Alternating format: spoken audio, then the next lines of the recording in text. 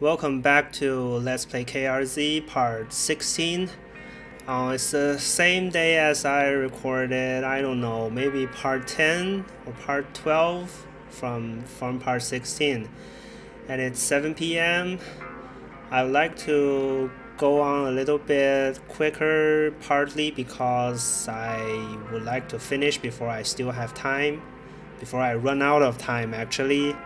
But my voice is is kind of getting worse, so I'll do my best. Try to finish it. And maybe the other reasons I would like to go on before I forgot most of the contents. There's just too much going on. Okay, so she returned on the dinghy alone. She had a strong and sudden urge to shut the motor off. Sorry, I think the audio is a little bit too large. So yeah. She returned on the dinghy alone. She had a strong and sudden urge to shut the motor off and let the current take her, but she couldn't work out where that impulse came from, so she did her best to resist it. She met a family of 5 on a float-bottom skiff. She met a guitar player pedaling a floating bicycle with his dog in tow. She met a flower salesman on a raft. She met a painter of shipwrecks. So I chose the longest one. He said they took turns. The water was cold and the floating bicycle, while technically marvelous, wasn't quite buoyant enough for the both of them. Swimming is hard work, the hardest work that dog had ever done, he expected. They'd been traveling this way for most of the night, struggling through the icy water, stopping to recover when they could find a rock large enough to start a small campfire. He had his belongings stuffed into a weathered guitar case at the end of a thin rope. It floated pretty well, so he only had to keep an eye on it and occasionally free it from a rock or some driftwood it was caught on.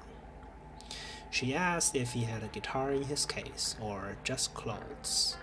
She invited him to ride a ways on the dinghy. He appreciated the offer, but they weren't in a hurry. Okay, so the other people. The boat was loaded to capacity with black plastic bags and a few larger pieces of furniture wrapped in a blue tarp. 3 paddled, the 2 adults and the other child. The 2 younger children slept. They'd been traveling all night, first by car and then for the last few hours by boat. Hungry and tired, they didn't plan to stop until they reached West Virginia, where a relative had offered to take them in. But the adults were happy to take a break from paddling in weary silence. They asked her about her river journey. She said she was on the way to Sam and Ada's. They'd brought some food.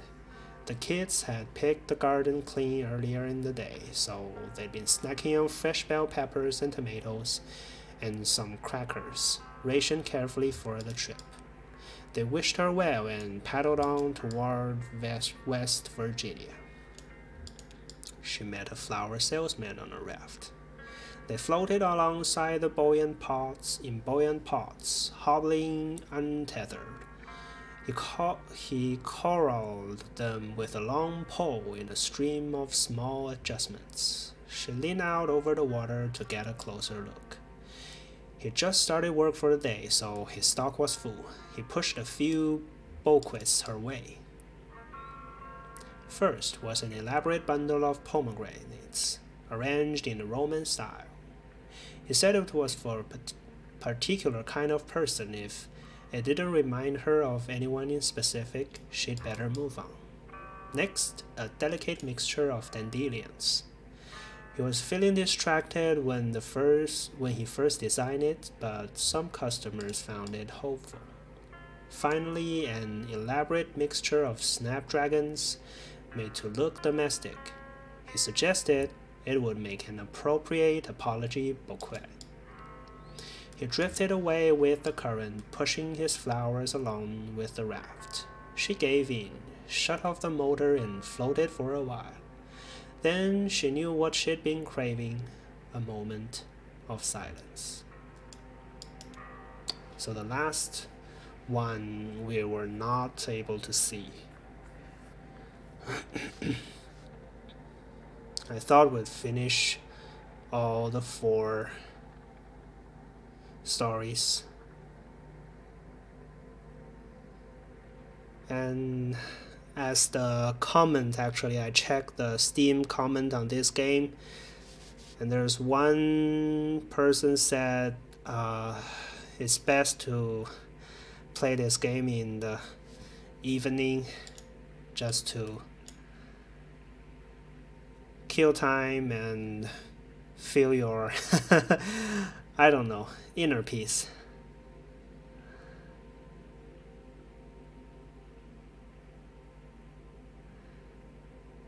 It reminds you of the time, like talking about nonsense, crazy stories, all that stuff. You know, in the time that video games weren't that relevant to most of the people, you have other ways to entertain yourself, like songs, like stories, books, maybe fictions.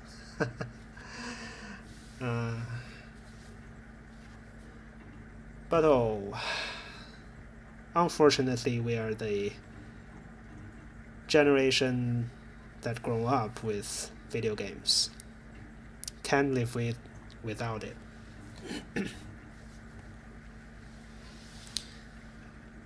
So maybe the kids nowadays cannot imagine how their fathers or grandfathers grew up without iPads, even without computers. That would be horribly boring. But actually it's not.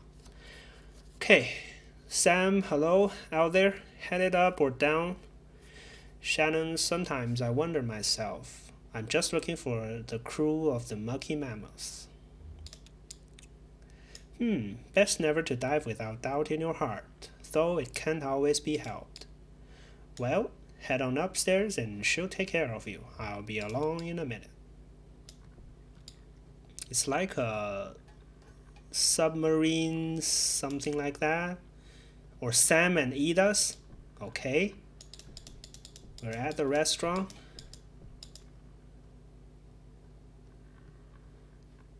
Ida. Or I call it Ida. Sam and Ida's. How do you say that? Oh, I forgot. Well, it's easy to like forgot what to say when you change gear in English. Leon, yeah, Leon and Ida. but I think they spell differently. Kate, just in time. We've already finished eating, but we're about to place a to-go order for Clara. She's back on board, getting ready for her show. Where is my breakfast? Where is my breakfast? You kidding me? Take a look at the menu. I'm sure there's something you like. Ida's a bit of a local celebrity for her cooking, I mean. Junebug, hey, Ezra was just asking about you. He's around the corner playing a video game. Maybe go let him know you two are back, or where's the old man anyway? I wonder myself.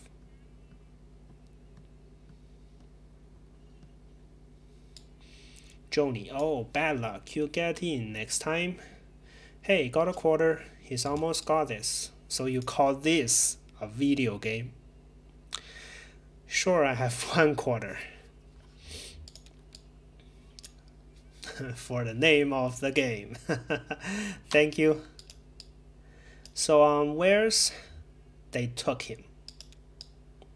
Damn, yeah, he really got himself in a situation there. Yeah, I'm gonna to sit down. Cool. The food is good here. I think everyone else finishing up, but you could probably get something to go. Oh, now I understand. I was thinking what that scene means. So the boat, but That doesn't make sense. I thought the boat that they were leaving with the strangers are the boat they came with, but how come or how did Shannon went back? That doesn't make sense. To Ezra, alright, Claw Maestro, let's give it another shot. So let's see what on the top of the pile. Here, there's a stuffed octopus, a plastic bag full of clamshells, a cowboy hat, and some big headphones. That octopus has a leg wrapped around the boombox underneath it. The shells are pretty clear, but I don't know if the claw can really grip the bag well. The cowboy has it in the corner, so it's kind of tricky to tell if it's wedged in or not. Those headphones might be a good bet, but I can't see the cord. It could be wrapped around something. What are you going to try for? I can get the octopus. Well, alright. I admire your confidence. Okay. When I put this quarter in, you have about 8 hours to grab your prize. The octopus is square in the middle. Let me know if you need help lining it up. I've got a slightly different view of the field from up here. Joni inserts the coin and the machine awakens. The claw hovers in the front left corner of the machine. 7. Right.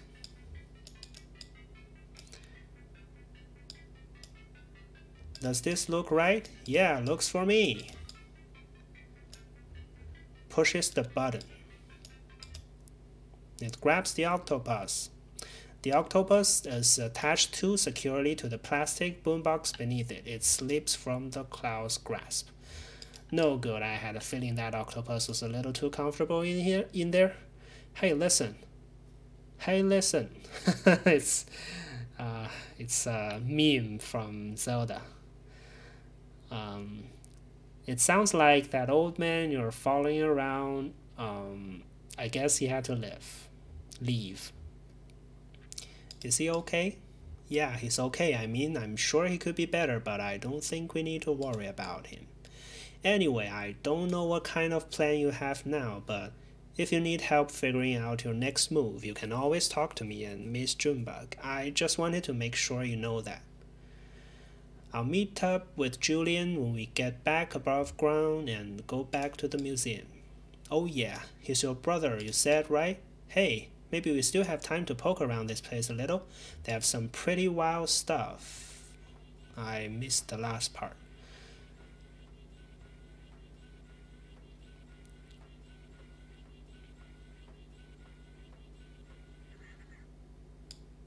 Johnny, hey, did you see this? They keep a table full of fake food over here. I've never known why. Actually, I think it might be real food coated with shellac or something, preserved. Oh, and look, this tentacle-looking thing is half-eaten. This is someone's meal that they didn't finish. I dare you to take a bite. Haha, you first. No. Yeah, I don't blame you. If Sam and Ida preserved this half-eaten meal, it must have been pretty important to them, right? Maybe it belonged to someone they care about, like a beloved uncle had a mid-meal stroke, so they kept it in his memory. Yeah, like these sunflower seeds my folks left behind. Oh, and I'm sure your folks are fine, though. Are you worried about them? No, they're gone. There's nothing to worry about. I just miss them. Okay, well, I don't know what the deal is with this table, but sometimes people do weird stuff because they miss someone.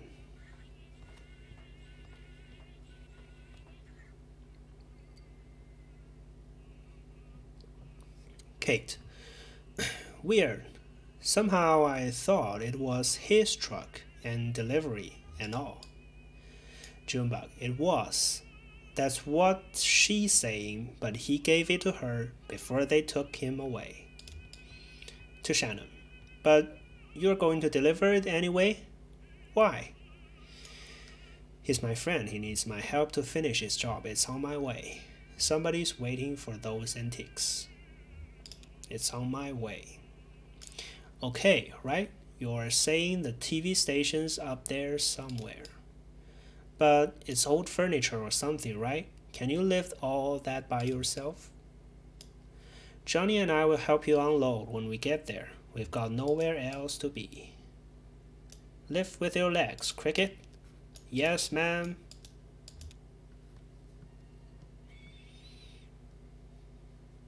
Ida, so how was everything? To Junebug. How was the sweet cave snail? Devastating. You're a killer, Ida.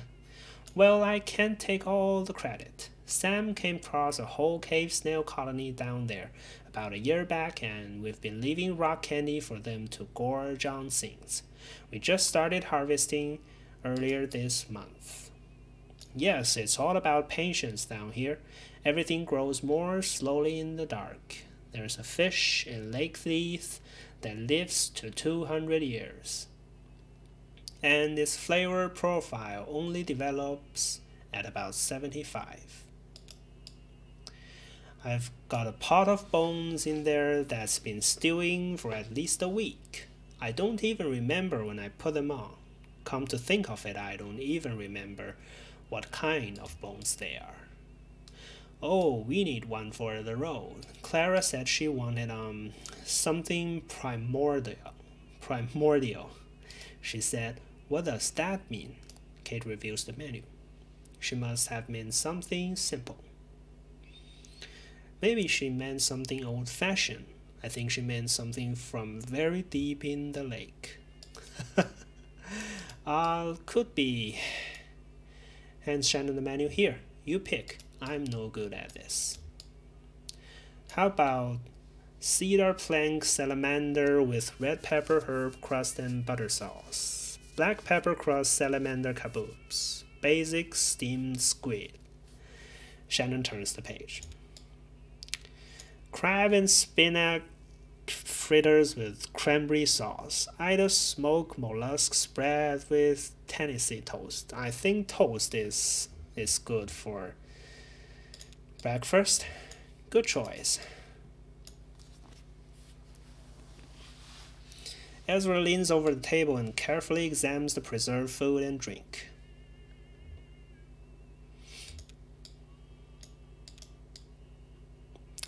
Oh, you like candied fisheye. Most kids are repulsed just looking at them, which is a shame. Because they're really delicious, haha. I have a bowl of them in the kitchen. I'll bring some out. Sorry I startled you, sweetie. Whose food is this? This is the diver's table, and this was the diver's meal. This food is about 15 years old, it's true. Things were different then. Nobody came to eat here. We were fighting just to keep the lights on. Sam, my husband, Sam was depressed. He couldn't catch anything. That was part of the problem. Most of what we served was shipped in frozen or dried, and I just threw it in the fryer. We've both come a long way since then. Well, 2 young men came in for dinner, seasoned divers, they said, over 10,000 hours between them in Lake Leith alone. They'd been out all day salvaging parts from a riverboat wreck and had worked up a fierce hunger, they said. They ordered the whole menu without even looking. It was a short menu in those days. I set them right here and went back to the kitchen. Sam was at the next table doing a Sudoku and drinking malt liquor, his usual routine at the time. An hour later, I was cleaning up, when Sam came bursting into the kitchen. Ida, he said, kind of frantic, these divers are still hungry. Bring them another course. And I said they already ordered a whole menu. Sam said, make something new. Keep making up dishes, whatever. Just keep bringing out food. So I did until the small hours of the morning. I made up so many new dishes that night I could write a book. And it was good. Inspired. But I was working so hard and fast at the burning edge of inspiration. I didn't think to write any of it down. And I was so wrecked with exhaustion the next day I knew I couldn't remember what all I'd done in the kitchen. Sam thought we could take a photograph of the leftovers, but we couldn't get on the lighting right, so we just shellacked the whole table. Now, when I need inspiration for the menu, I come and look here and think about all those ingenious dishes I threw together for those divers. Of course, they didn't pay their full bill. I heard one of them complaining to the other, let's just pay half and let them charge the other half to whatever demon in the kitchen kept making up food faster than we could ask for it. But it all worked out. Things have really turned around since then. This place is actually pretty popular now. The success and our expanded menu inspired Sam too. He started bringing back the most magnificent ingredients from his nightly dives. I'd better get to work. Stay right here, sweetie, and I'll bring you a treat on my way back out.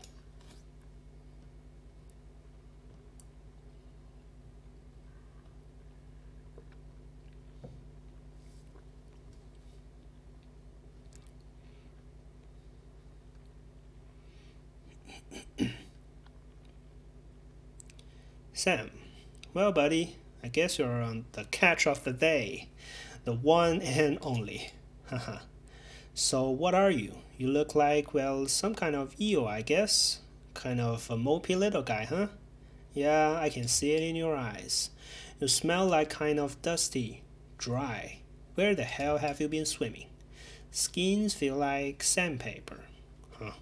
Well, she'll figure something out. I think I'll call you Cold Gold Eel. Welcome to Sam and Ida's, the one and only cold gold eel. I hope you enjoy your stay. I mean, not too much. Have you ever seen a creature like me before? You're pretty far down there. I wouldn't be surprised if I'm the first. Except there were the two divers who went before me long ago. Maybe that was before your time. How old are you anyway? I wonder. The 8-year ones back in the bad old days. Two young guys could have been brothers. Maybe I was over in the corner with my coffee and crossword. So we don't know if it's crossword or Sudoku. We'll never know that. I hadn't been able to catch a thing, so Ida just fried up something from frozen.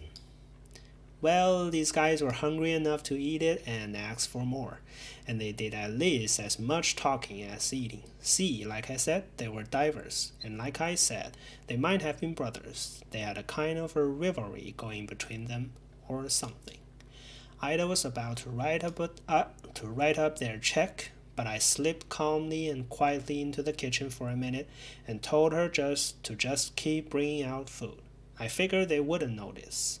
Caught up in their boasting as they were, and I wanted to listen. They went back and forth for hours about all the deep and dangerous dives they'd been on, new tunnels they'd discovered, all the weird creatures they'd encountered at the weirdest depths of Lake Leith. It was like a dance, no, like a boxing match. Each story went deeper than the last, and I listened to every word of it. Memorized every description of every tunnel and diving route they discovered. That's my map now. You see? For 15 years, I've been using routes these two young divers discussed right there at that table. Yeah, I could write a guidebook to the depths of this lake, but I don't dare. Someone would steal my good diving spots, and then where would we be? See, people came here from all over just to try our daily catch because they know it's unique. Ain't you proud? Since I can't write any of it down, I just preserve that table where they had their meal so I can look at it to jog my memory. Like they were eating pickled crab when they talk about that shipwreck full of salamanders. Pretty clever, huh? It's my own secret code. Well, I'll be straight with you, Cold Gold Eel. There's one feature of this arrangement that I find unsettling. In fact, I lose a decent amount of sleep over it. I told you those boys were competing, right? One-upping each other. I mean, each getting wilder and more adventurous as they traded tales. Well, I navigate mostly in the dark down there, just going by touch and kind of mental picture I can construct from their detailed boasts. And every time I explore a new diving spot from those recollections, I have to weigh it all against the risk that I'm headed right into a dangerous falsehood. One of those men could have felt for a moment like he was losing some ground in their little deal, or he could have slipped a fake in there, maybe told a fib about some dive he went on and found a colony of blind shrimp living in a discarded refrigerator. And when I get down there, my diving bell cracks open on a sharp rock where he said that fridge would be. And that's the end of Sam of Salmonitis. To be honest, that possibility puts the fear of death in me every time I touch water.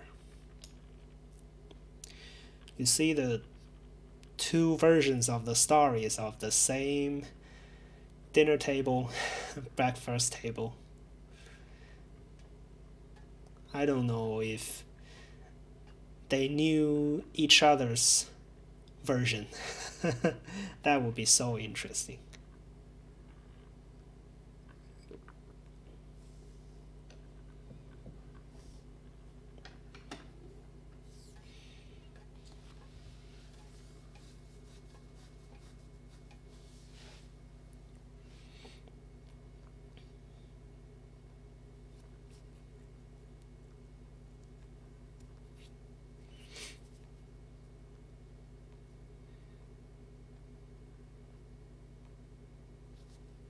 Kate, hey Sam, good haul tonight.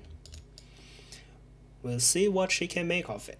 Yeah, pretty good I think. I hit some trouble down by the narrow tunnel, some kind of fast-growing freshwater barnacles just about sealed it up. I picked away for half an hour before I gave up and went around the other way.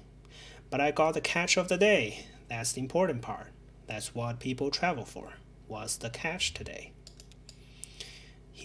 This here's a cold gold eel, mopey, sandpapery old eel.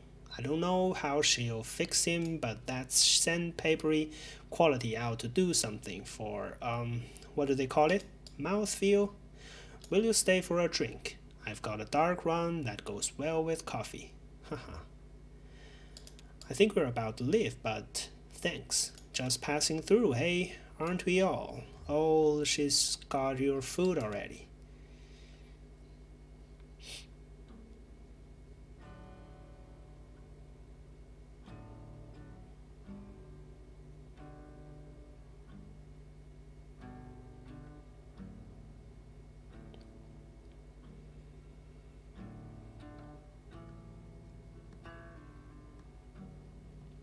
So we lost Conway, and Shannon will continue the story.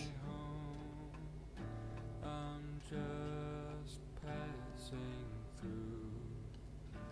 My treasures and my hopes are placed beyond the blue.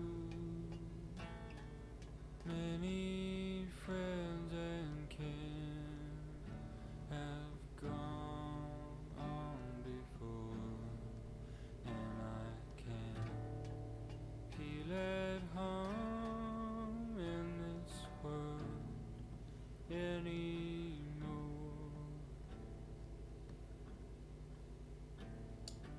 Oh Lord, you know I have no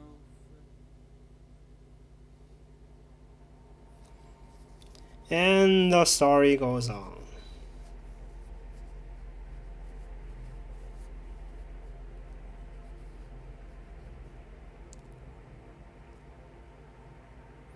See that? Just look like a swirling mass of garbage, doesn't it? Well, that's what it is.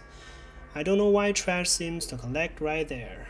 Of all the spots on the lake, it's always been that way. Everyone's just navigates around it like it was an island or something. Look closely, you can see some boot scraps from the old canoe rental shop. Gemini Canoe and Firewood. The place was run by twin sisters Cassie and Paula, I think. This was years ago. They used to rent out canoes to tourists, campers, pilgrims, folks like that. They must have had some kind of deal with the distillery. You'd always seen a couple of hard times boys posted up on that dock peddling small bottles to their customers. Cassie and Paula worked those old canoes to death, wrung every penny out of them. They'd only take one out of their commission when it was truly, demonstrably dangerous, and you couldn't get a refund unless your boat was visibly taking on water. The side business in firewood was a stroke of minor genius.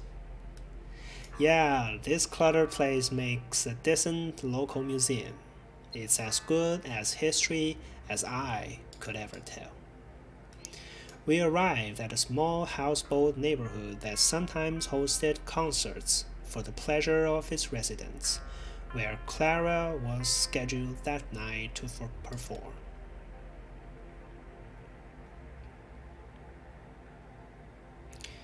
And I think it's time we call this a part. So thanks for watching, and I'll see you in the next video.